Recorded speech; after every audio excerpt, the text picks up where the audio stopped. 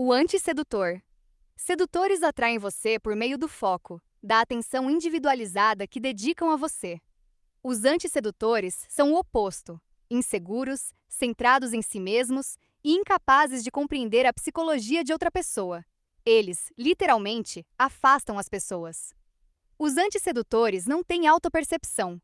Nunca percebem quando estão sendo insistentes, intrometidos ou falando demais. Falta-lhes a sutileza necessária para criar a promessa de prazer que a sedução exige.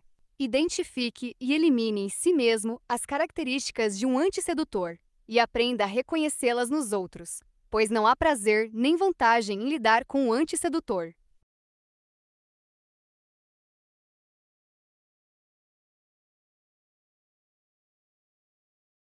Tipologia dos antissedutores. Os antissedutores se apresentam de muitas formas, mas quase todos compartilham um único traço: a fonte de sua repulsa: insegurança.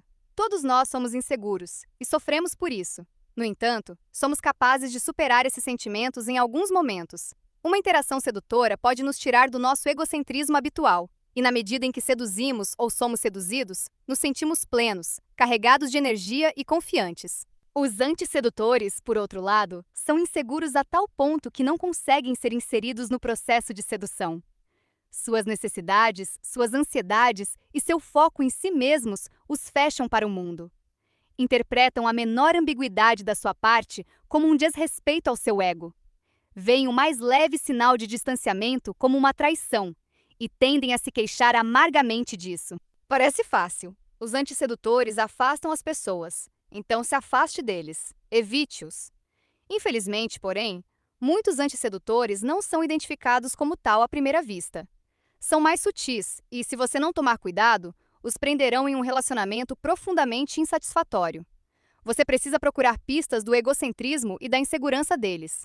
Talvez não sejam generosos, discutam com teimosia em comum ou sejam excessivamente críticos. Talvez o encham de elogios imerecidos, declarando seu amor antes de saber qualquer coisa sobre você. Ou, o mais importante, não prestam atenção aos detalhes. Como não conseguem ver o que o torna diferente, não conseguem surpreendê-lo com uma atenção inovadora e personalizada.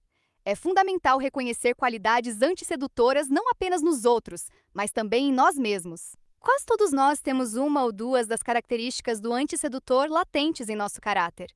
E na medida em que conseguimos conscientemente eliminá-las, nos tornamos mais sedutores. A falta de generosidade, por exemplo, não precisa sinalizar um antissedutor se for o único defeito de uma pessoa, mas alguém sem generosidade raramente é verdadeiramente atraente. A sedução implica se abrir, mesmo que seja apenas com o propósito de enganar. Não ser capaz de dar, mesmo que seja gastando dinheiro, geralmente significa não saber dar de si mesmo de forma geral. Elimine a falta de generosidade. Ela é um obstáculo ao poder e um grave pecado na sedução. O melhor é se afastar dos antissedutores o quanto antes que eles prendam você com suas necessidades.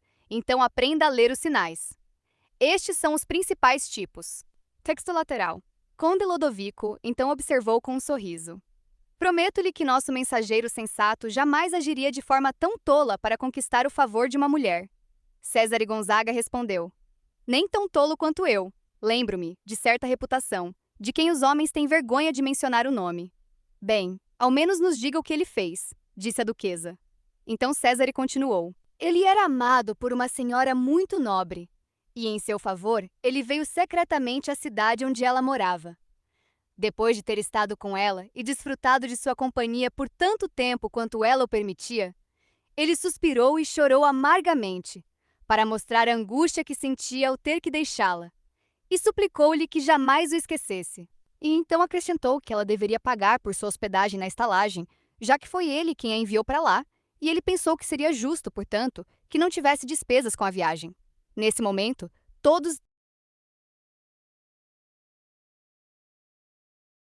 Oh, brutal! Se a sedução é uma espécie de cerimônia ou ritual, parte do prazer está em sua duração, o tempo que leva, a espera que aumenta a antecipação. Os brutos não têm paciência para isso. Só se preocupam com o próprio prazer, nunca com o seu. Ser paciente é mostrar que você está pensando na outra pessoa, e isso nunca deixa de impressionar. A impaciência tem o efeito oposto. Dá a entender que você está tão interessado em si mesmo que não tem razão de esperar. Os brutos ofendem você com o egocentrismo deles. Por baixo desse egoísmo, também há muitas vezes uma sensação profunda de inferioridade. E se você os rejeita ou os faz esperar, reagem de forma exagerada. Se suspeita que está lidando com um bruto, faça um teste. Faça essa pessoa esperar. A resposta dela lhe dirá tudo o que precisa saber. O sufocador.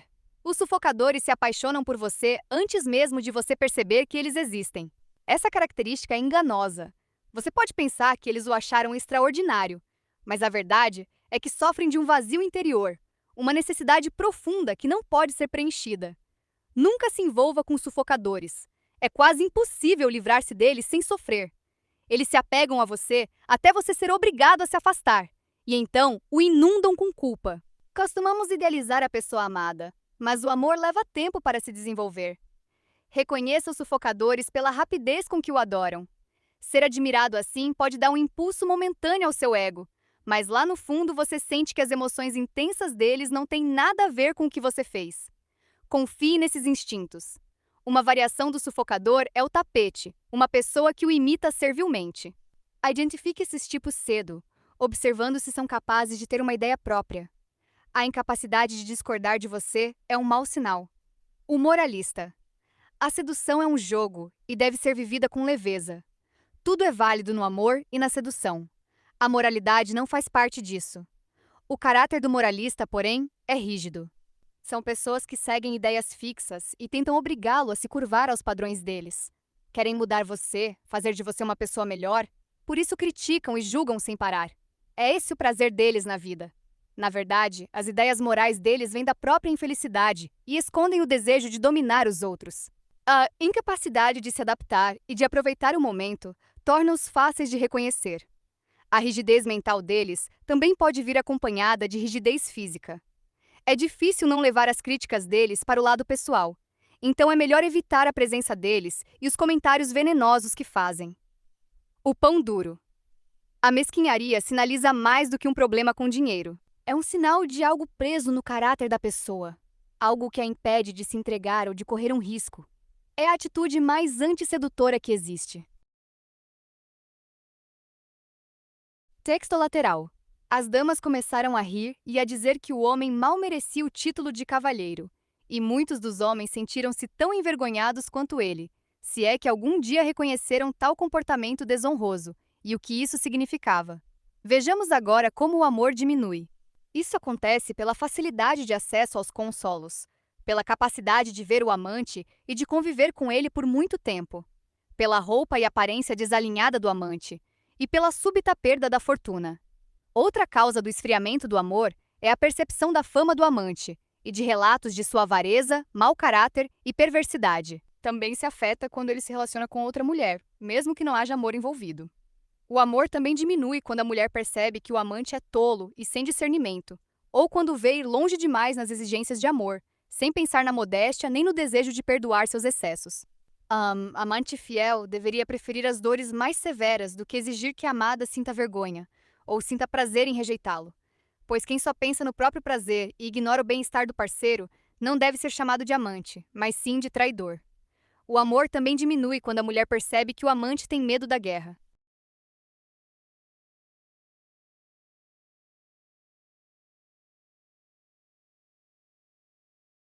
Texto principal traço comum a todos, e você não pode se permitir ceder a ele. A maioria dos avarentos não percebe que tem um problema. Na verdade, imaginam que, ao dar a alguém uma migalha insignificante, estão sendo generosos. Olhe para si mesmo com sinceridade. Provavelmente é mais econômico do que pensa. Tente dar mais livremente, tanto do seu dinheiro quanto de si mesmo, e verá o potencial sedutor de uma generosidade seletiva.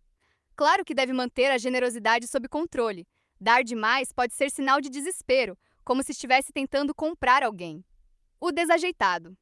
Os desajeitados são autoconscientes, e essa autoconsciência aumenta a sua. No começo, pode pensar que estão pensando em você, tanto que isso os torna desajeitados. Na verdade, só pensam em si mesmos, preocupados com a aparência ou com as consequências para eles de tentarem seduzi-lo. A preocupação deles costuma ser contagiosa. Logo, você também está preocupado, consigo mesmo. Os desajeitados raramente chegam às fases finais da sedução, e se chegam, também estragam tudo. Na sedução, a arma principal é a ousadia, negar ao alvo tempo para parar e pensar. Os desajeitados não têm noção de tempo. Pode achar divertido tentar treiná-los ou educá-los, mas se continuam desajeitados depois de certa idade, o caso provavelmente é sem solução. São incapazes de sair de si mesmos. O tagarela. As seduções mais eficazes são guiadas por olhares, ações indiretas e atrativos físicos. As palavras têm o seu lugar, mas falar demais geralmente quebra o encanto, acentuando diferenças superficiais e tornando tudo pesado. Quem fala muito costuma falar de si mesmo. Nunca desenvolveu aquela voz interior que pergunta: estou sendo chato?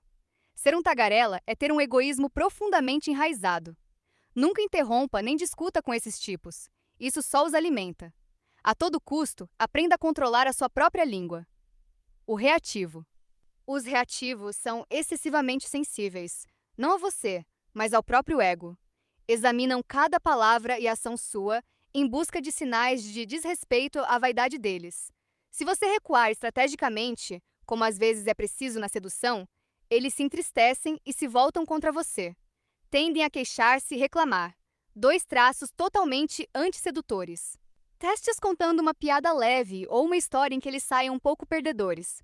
Todos devemos ser capazes de rir de nós mesmos, mas o reativo não consegue. Dá para ver o ressentimento nos olhos dele. Elimine qualquer traço de reatividade do seu caráter. Elas afastam as pessoas sem que percebam. O grosseiro. Os grosseiros não prestam atenção aos detalhes tão importantes na sedução. Isso se nota na aparência pessoal deles. Textolatrear ou percebe que não tem paciência, ou tá manchado pelo vício do orgulho. Não há nada que pareça mais próprio ao caráter de qualquer amante do que estar revestido do adorno da humildade, inteiramente livre da nudez do orgulho.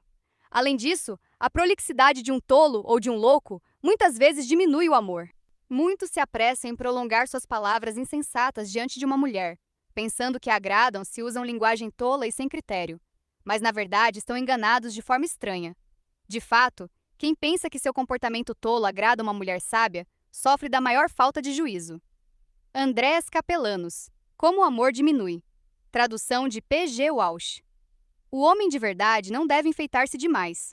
Deve estar agradavelmente limpo, fazer exercícios, ter um bronzeado ao ar livre, certificar-se de que a toga lhe cai bem e não tem manchas, não apertar demais os sapatos, nem ignorar fivelas enferrujadas, nem andar com calçado largo demais. Não deixe que um barbeiro incompetente estrague a aparência. Cabelo e barba exigem trato especial. Mantenha as unhas cortadas e sem sujeira. Não deixe crescer pelos no nariz. Cuide para que o hálito nunca seja desagradável. Evite o forte cheiro masculino que faz as pessoas franzirem o nariz. Eu ia avisar vocês, mulheres, contra o cheiro forte nas axilas e pelos grossos nas pernas.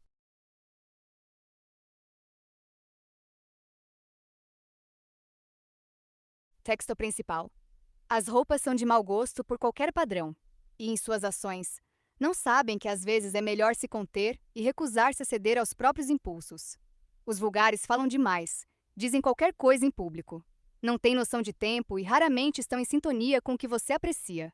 A falta de discrição é um sinal evidente do vulgar. Pode parecer impulsivo, mas sua verdadeira raiz é o egoísmo radical, a incapacidade de se ver como os outros os veem. Mais do que apenas evitar os vulgares, você deve tornar-se o oposto deles. Tato, estilo e atenção aos detalhes são requisitos básicos de um sedutor. Exemplos do antissedutor. Primeiro, Cláudio, bisneto do grande imperador romano Augusto, foi considerado um tolo desde jovem e foi maltratado por quase todos na família.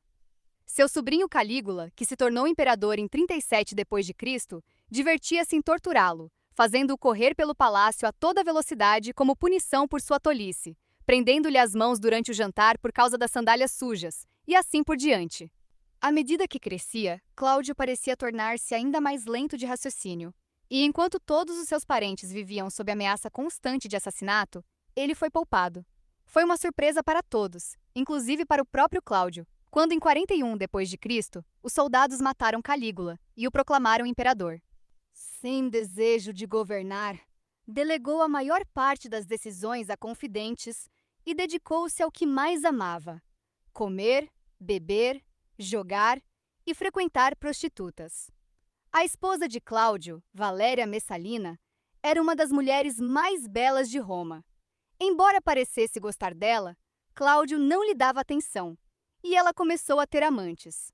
No início, era discreta, mas com o tempo, provocada pelo descuido do marido, tornou-se cada vez mais devassa. Mandou construir um quarto no palácio onde recebia dezenas de homens, esforçando-se por imitar a prostituta mais famosa de Roma, cujo nome estava escrito na porta. Qualquer homem que recusasse seus avanços era executado. Quase todos em Roma sabiam desses escândalos, mas Cláudio nada fazia. Parecia não perceber. A paixão de Messalina pelo seu amante preferido, Caio Cílio, era tão grande que decidiu casar-se com ele, embora ambos já fossem casados. Enquanto Cláudio estava fora, realizaram uma cerimônia de casamento, autorizada por um contrato que Cláudio havia sido enganado a assinar. Após a cerimônia, Cílio passou a morar no palácio. O choque e a repulsa de toda a cidade finalmente forçaram Cláudio a agir.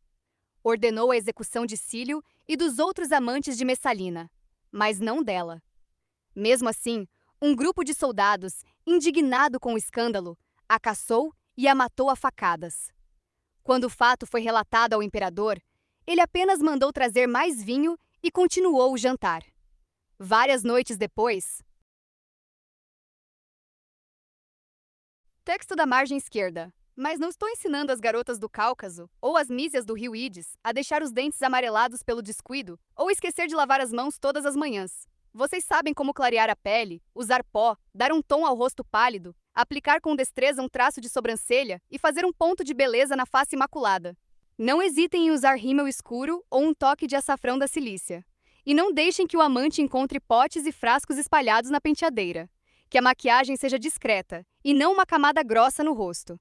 Quando suam, o pó escorre pelo pescoço. É assim que se gera repulsa. E que dizer das roupas sujas e mal lavadas? Meu Deus, o cheiro! Isso é bom para uma camponesa, mas não para uma amada.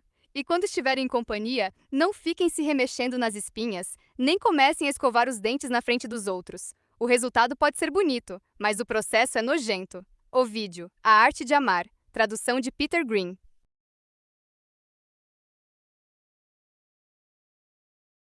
Texto principale. Mais tarde, para espanto de seus escravos, ele perguntou por que a imperatriz não se juntava a ele para o jantar. Nada é mais irritante do que não receber nenhuma atenção. No processo de sedução, pode ser necessário recuar às vezes, submetendo o alvo a momentos de dúvida. Mas a desatenção prolongada não apenas quebra o feitiço sedutor, ela gera ódio. Cláudio era o extremo desse comportamento. Sua insensibilidade nasceu da necessidade. Agindo como um imbecil, ele escondia sua ambição e protegia-se de concorrentes perigosos. Porém, essa insensibilidade tornou-se sua segunda natureza. Cláudio amadureceu lentamente e deixou de perceber o que acontecia ao seu redor. Sua desatenção afetou profundamente a esposa. Ela se perguntava como um homem, especialmente um homem fisicamente tão desprovido de atrativos como Cláudio, podia não notá-la ou se importar com seus assuntos e com outros homens. Mas nada do que ela fazia parecia importar-lhe. Cláudio representa o extremo, mas o espectro da desatenção é amplo.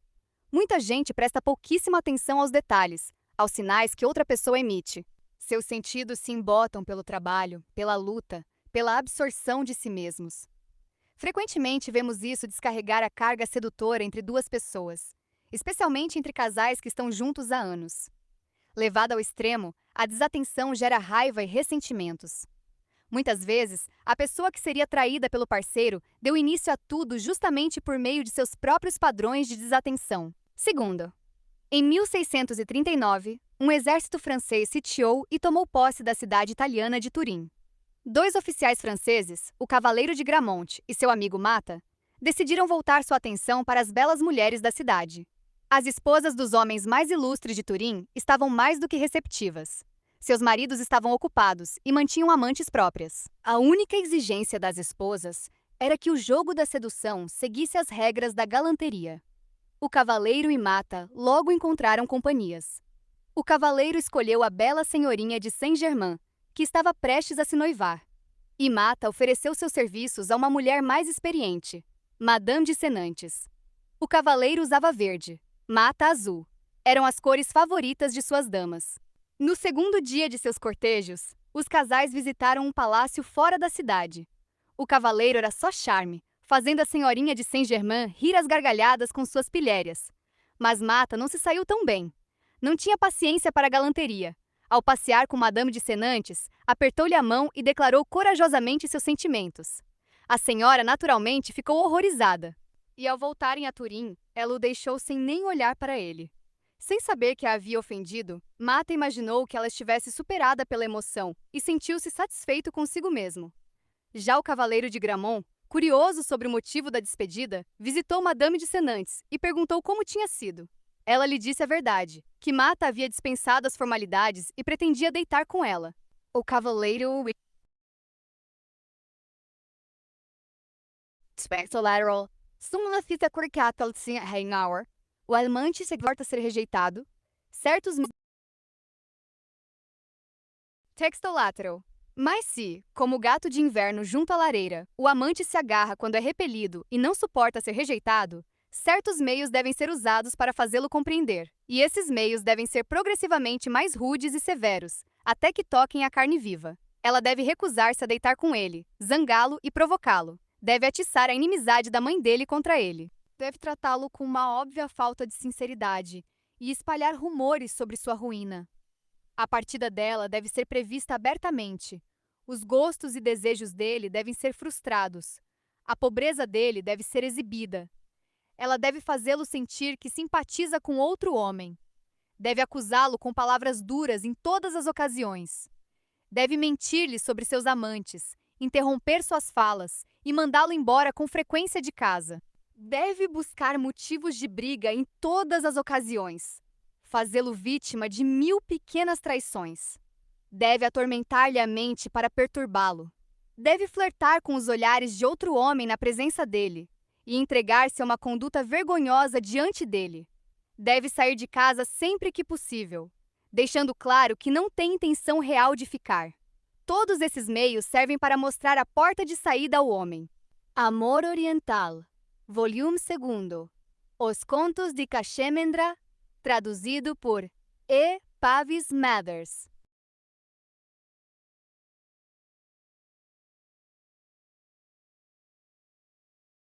Texto lateral. Assim como as mulheres amam os homens que são valentes e ousados, da mesma forma, os homens amam as mulheres que se mostram assim, como se estivessem apaixonadas. E o homem que age de forma covarde e excessivamente respeitosa para com elas, jamais conquistará o favor delas. Não que elas sejam soberbas, atrevidas e presunçosas, ao ponto de exigirem que tudo lhes seja submetido, mas sentem ao contrário, certo recato e uma modéstia que, embora não sejam de todo alheios ao desejo, fazem com que prefiram que o homem tome a iniciativa com certa firmeza, e talvez conheçam melhor do que ele o que essa firmeza significa. Pois, embora não sejam de todo indiferentes aos desejos, não se entregam de imediato, conhecem bem como despertar os apetites e as paixões, e sabem usar, com toda a sutileza, a arte de deixar o outro na expectativa. Quem não aproveita o momento oportuno, quem não se lança ao encontro sem hesitação, revela-se um covarde, um homem sem espírito, e é por isso que não merece ser amado. Ouvi falar de 2 cavalheiros e de 2 senhoras muito distintas, que, sem serem humildes de natureza, caminhavam um dia, há muito tempo, num jardim, em Paris. Ao chegarem ao local, cada senhora afastou-se das demais, e cada cavaleiro também se retirou para um lado diferente do jardim. E os ramos das árvores eram tão densos que a luz do dia mal conseguia penetrar. E o frescor do lugar era delicioso. Texto principal. Ele riu e pensou consigo mesmo em como conduziria os assuntos de modo bem diferente se fosse ele a cortejar a bela senhora. Nos dias seguintes, Mata continuou a interpretar mal os sinais. Não foi visitar o marido de Madame de Senantes, como era de costume? Não usou as cores que ela apreciava? Quando os 2 saíram a cavalo, ele perseguiu lebres, como se fossem elas a presa mais interessante, e ao oferecer-lhe a caça, esqueceu-se de fazê-lo. Enquanto isso, continuou a avançar de maneira demasiado insistente. Por fim, Madame já não suportou e repreendeu-o abertamente. Mata pediu desculpas. Não havia percebido seus erros. Comovida com seu pedido de perdão, a senhora mostrou-se disposta a retomar a corte. Mas, Alguns dias depois, após alguns sinais tímidos de reconciliação, Mata voltou a agir como se tudo já estivesse resolvido. Para sua surpresa, ela recusou-o como antes. Não creio que as mulheres se ofendam com isso, defendeu-se ele. Se às vezes nos atrevemos a ir direto ao assunto. Mas Madame de Senantes decidiu não ter mais nenhum contato com ele. E o cavaleiro de Gramont, vendo a oportunidade que não podia desperdiçar, aproveitou-se do desagrado dela, cortejou-a com a devida discrição e, por fim, conquistou o que Mata havia tentado obter à força. Nada há que seja mais antissedutor do que a sensação de que alguém supõe que você já é seu, que não tem como resistir. O menor sinal de tal convicção é fatal à sedução. Você precisa se esforçar, ter paciência, conquistar o coração de quem almeja. Talvez tema que a pessoa se ofenda se demorar demais, ou que perca o interesse. É bem mais provável, porém, que seu temor reflita apenas sua própria insegurança, e a insegurança é sempre um obstáculo à sedução. Na verdade, quanto mais tempo dedicar, mais demonstrará a profundidade de seu interesse, e mais forte será o encanto que cria. Num mundo onde as formalidades e as cerimônias rareiam, a sedução é um dos poucos costumes antigos que ainda conserva as tradições. É um ritual, e suas regras devem ser respeitadas. A pressa não revela a intensidade de seus sentimentos, mas sim o quanto você só pensa em si mesmo. Às vezes é possível apressar alguém para que se apaixone, mas em troca receberá apenas o tipo de amor que não traz satisfação. Se você é impaciente por natureza, faça o possível para disfarçar. Curiosamente, o esforço que faz para se conter pode ser percebido por quem deseja seduzir como o mais profundo encanto. Terceiro, em Paris, na década de 1730, vivia um jovem chamado Melchior, que estava na idade de ter seu primeiro caso amoroso.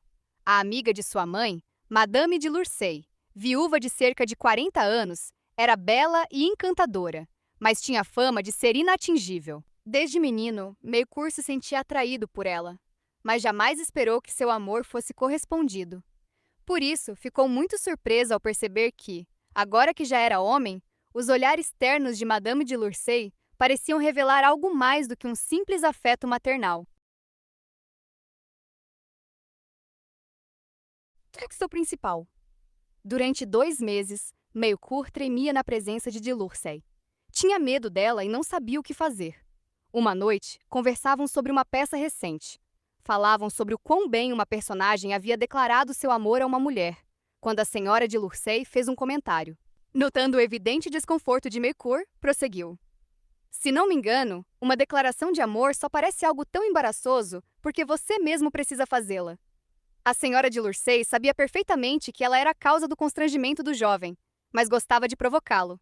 Você precisa me contar, disse ela, com quem está apaixonado. Finalmente, Melchior confessou. Era de fato ela quem ele amava. A amiga de sua mãe o aconselhou a não pensar nisso, mas também suspirou e lhe lançou um olhar longo e langoroso. Suas palavras diziam uma coisa, seus olhos, porém, outra. Talvez ela não fosse tão inatingível quanto ele imaginava. Ao fim da noite, contudo, a senhora de Lursay disse duvidar que seus sentimentos fossem duradouros e o deixou perturbado, sem ter dado nenhum sinal de que correspondia ao seu amor. Nos dias seguintes, Melchior pediu repetidamente a de Lursay que declarasse seu amor por ele, e ela recusava sempre. Por fim, o jovem concluiu que não havia esperança e desistiu. Mas algumas noites depois, em uma festa em sua casa, o vestido dela parecia mais sedutor que o habitual, e os olhares que ela lhe dirigia faziam seu sangue agitar. Ele retribuiu os olhares e a seguiu por toda parte, enquanto ela se mantinha a uma certa distância, para que ninguém percebesse o que acontecia. Mesmo assim, ela conseguiu arranjar um jeito de os dois ficarem a sós, sem despertar suspeitas dos outros convidados. Quando finalmente ficaram sozinhos, ela o fez sentar-se ao seu lado no sofá. Ele mal conseguia falar. O silêncio era desconfortável. Para que ele começasse a falar, ela voltou ao assunto, que seu entusiasmo faria considerar apenas um capricho passageiro. Em vez de negar, ele pareceu desanimado e continuou a manter uma distância educada, até que ela exclamou, com evidente ironia. Se soubessem que você esteve aqui com meu consentimento, que eu própria organizei tudo, o que não diriam as pessoas? E que mal haveria nisso, se ninguém pudesse ser mais respeitoso do que você? Estimulado, Melchior pegou a mão dela e a olhou nos olhos. Ela a corou e lhe disse para ir embora, mas a forma como se acomodou no sofá e o fitou de volta sugeria justamente o contrário. No entanto, ele hesitou. Ela lhe dissera para ir, e se desobedecesse, poderia causar um escândalo e ela jamais o perdoaria. Ele faria a figura de bobo, e todos, inclusive sua mãe, ficariam sabendo. Levantou-se, pediu desculpas pela ousadia do momento. Ela o olhou com surpresa e certa frieza. Ele imaginou que havia ido longe demais. Despediu-se e saiu. Melkor e a Senhora de Lursai aparecem no romance O Caminho e o Coração, escrito em 1738 por Crebillon Filho, que inspirou seus personagens nas pessoas de vida livre que conhecia na França da época. Para Crebillon Filho, a sedução se resume inteiramente a sinais, saber enviá-los e decifrá-los. Texto lateral. Um dos dois era um homem destemido, que conhecia bem o que fazia para além de simplesmente passear e tomar ar. E pelo semblante da senhora, que ele percebeu estar todo inflamado, notou que ela ansiava por sentir o mesmo que ele.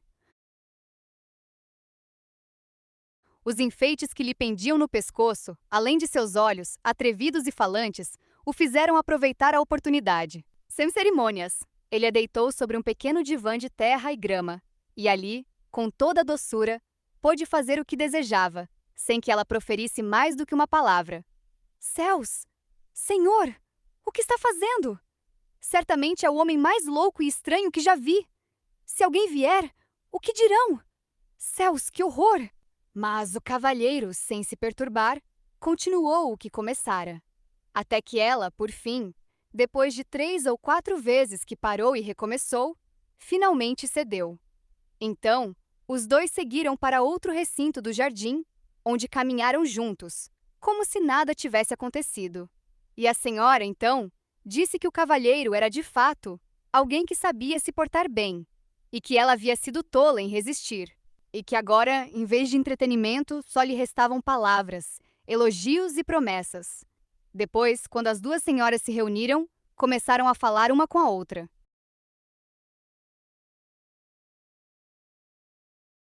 Texto lateral como cada uma havia se saído. Então aquela que estava sendo bem tratada respondeu que sim, de fato, estava muito bem, tão bem que mal podia desejar algo melhor. A outra, que já estava satisfeita, declarou que de sua parte fizera o que estava ao seu alcance e que o maior e mais digno amor que já vira. E o tempo todo os dois cavalheiros podiam vê-las rir juntas, enquanto caminhavam e exclamavam: "Oh, que tola! Que covarde sem vergonha!" Nesse momento, o galante e bem-sucedido homem disse ao companheiro: "Escuta nossas damas, que riem de você e zombam de você. Você vai ver que exagerou demais a recatada e presunçosa postura." Tanto assim que já não havia tempo para remediar seu erro, pois a oportunidade não lhe deu outra escolha, senão se deixar vencer. Senhor de Brantôme, Vidas de Damas Ilustres e Galantes. Tradução de A.R. Allinson. Texto principal, porque a sexualidade é reprimida e exige que se fale por meio de códigos. Pelo contrário, a comunicação sem palavras, por meio de roupas, gestos, ações, é a forma mais prazerosa, excitante e sedutora de linguagem.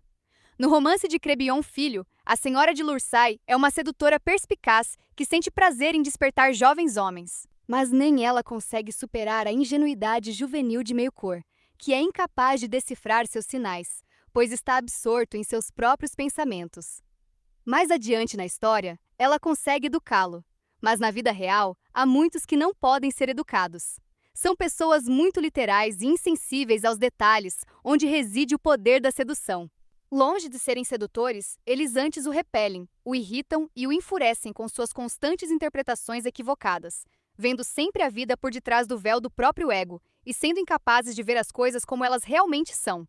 Melkor está tão concentrado em si mesmo que não percebe que a Senhora de Lursai espera que ele tome a atitude ousada a qual ela não poderia resistir. Sua hesitação revela que pensa em si mesmo, não nela, que se preocupa com a impressão que causa, em vez de se deixar envolver pelo encanto dela. Nada poderia ser mais antissedutor. Aprenda a reconhecer esse tipo de pessoa. E se já passaram da idade em que a inexperiência serviria de desculpa, não se envolva na timidez delas. Elas o contaminarão de dúvida. 4. Na corte do Japão do final do século X, o jovem nobre Kaoru, suposto filho do grande sedutor Genji, não teve sorte no amor. Apaixonou-se por uma jovem princesa, Oijimi, que vivia em uma casa em ruínas no campo, após a família ter caído em infortúnio. Um dia, porém, conheceu a irmã dela, Nakanokimi, que o convenceu de que era ela quem ele amava. Confuso, voltou para a corte e não foi mais visitar as irmãs por muito tempo. Depois, o pai delas morreu, e pouco tempo depois, Oijimi também faleceu. Só então Kaoru percebeu seu erro, amar a Oijimi o tempo todo, e ela morrera de desespero por ele não se importar com ela. Jamais a veria novamente. Ela não saía de seus pensamentos. Quando Nakanokimi, agora sem pai e sem irmã, foi morar na corte, Kaoru transformou em santuário o lugar onde Oijimi e a família haviam vivido. Um dia, Nakanokimi, vendo a melancolia em que Kaoru se afundara, lhe contou que havia uma terceira irmã, Ukifune, que se parecia com a amada Oijimi e vivia escondida no campo. Kaoru sentiu-se reviver. Talvez tivesse a chance de se redimir, de mudar o passado. Mas como encontrá-la? Certo dia, foi ao santuário prestar homenagem à falecida Oijimi e soube que a misteriosa Ukifune também estava ali. Agitado e emocionado, conseguiu vislumbrá-la pela fresta de uma porta. A visão dela o deixou sem fôlego. Embora fosse uma simples moça do campo, aos olhos de Kaoru, ela era a viva imagem de Oijimi. E a voz dela, a voz de Nakanokimi, a quem ele também amava, ecoou-lhe ao ouvido. Lágrimas encheram-lhe os olhos. Alguns meses depois, Kaoru conseguiu encontrar a casa nas montanhas onde Ukifune vivia. Ele a visitou, e ela não o decepcionou. Ele pôde vê-la por uma fresta da porta e disse: "Você esteve muito em meus pensamentos."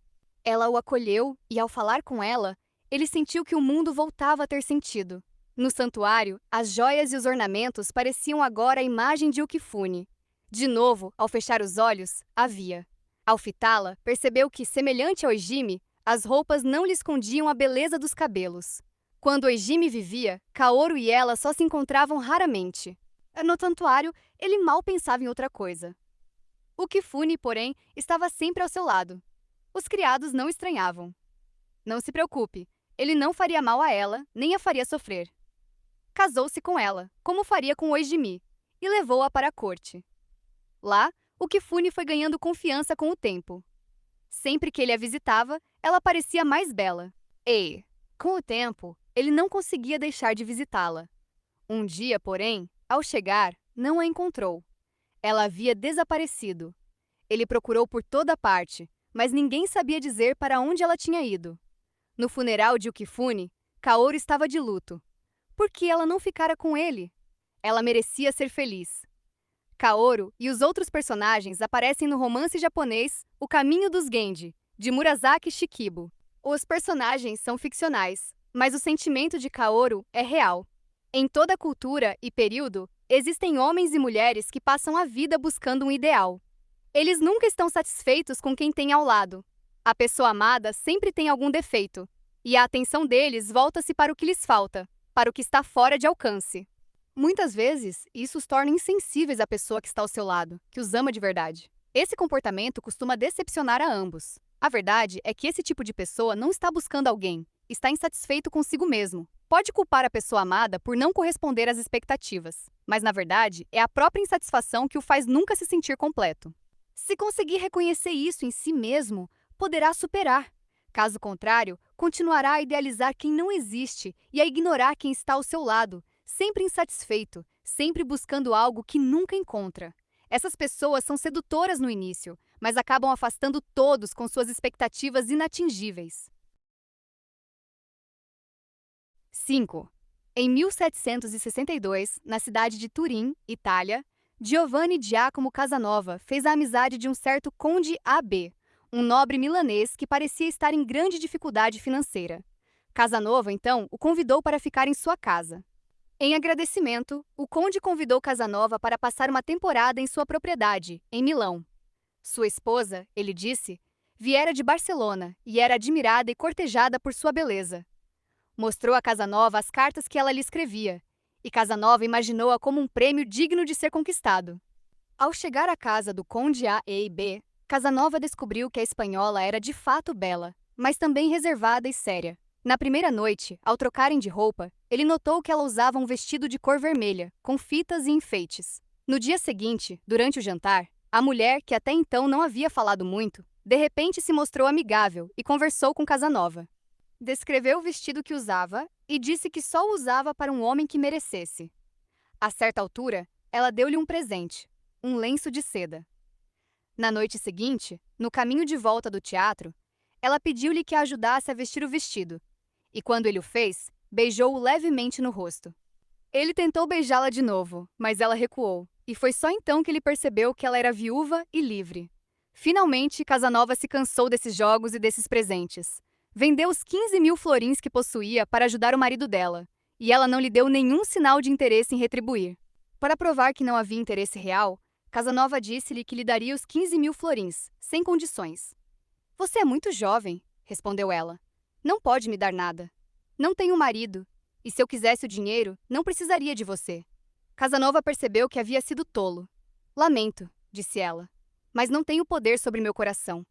Os 15.000 florins ficam com você. E virou as costas e saiu, deixando Casanova confuso e humilhado. Quando Casanova refletiu sobre o ocorrido, percebeu duas coisas que o repeliam. Primeiro, o orgulho dela. Em vez de ceder, ela exigia submissão. Antes de qualquer afeto, exigia que ele se humilhasse, como se ele fosse inferior a ela. Em segundo lugar, a resistência dela era excessiva. A sedução exige que haja uma abertura, uma vontade de se entregar e de se adaptar. Exigir sem oferecer nada em troca é profundamente antissedutor. O segundo motivo que despertou a atenção de Casanova foi a teimosia dela. Ela não cedia, não se abria, não criava nenhuma expectativa. A sedução é uma troca, um jogo de dar e receber. Se uma mulher quer dinheiro e presentes e não oferece nada em troca, não é sedução. É apenas uma transação. E ele, sendo um homem generoso, logo percebeu que isso não era o que ele desejava.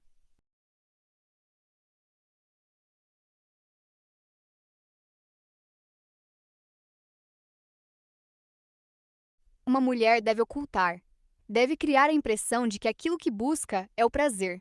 Quem busca abertamente dinheiro ou qualquer outra recompensa material só consegue afastar as pessoas. Se essa for sua intenção, se busca algo que não seja o prazer, dinheiro, poder, jamais demonstre isso. A suspeita de que existe um motivo oculto é antissedutora.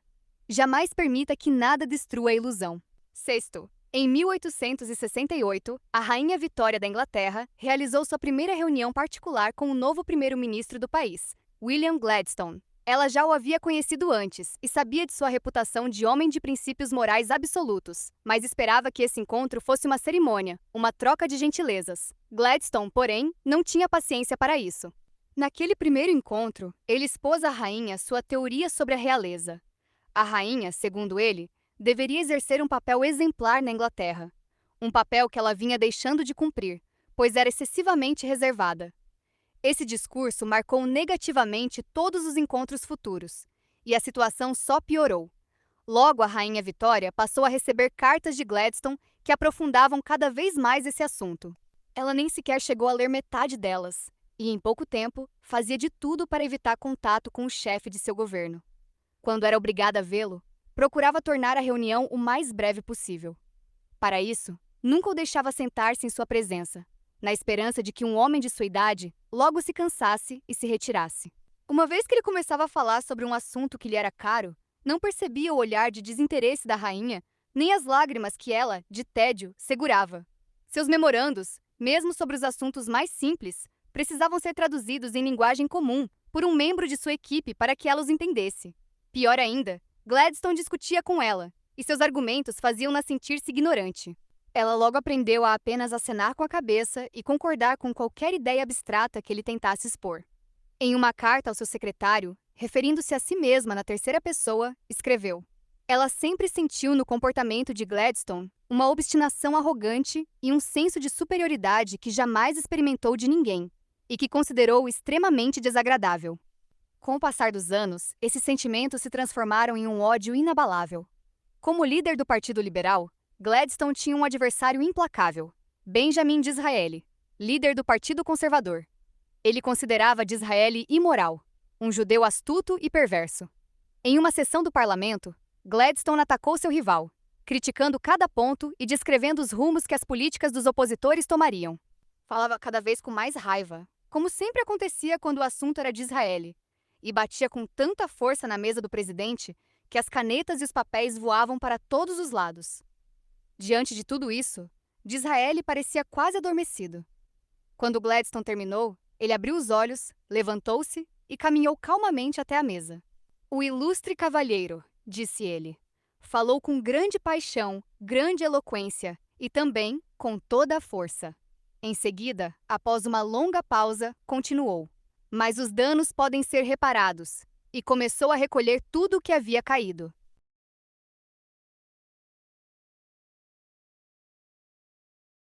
Da mesa e os devolveu ao lugar.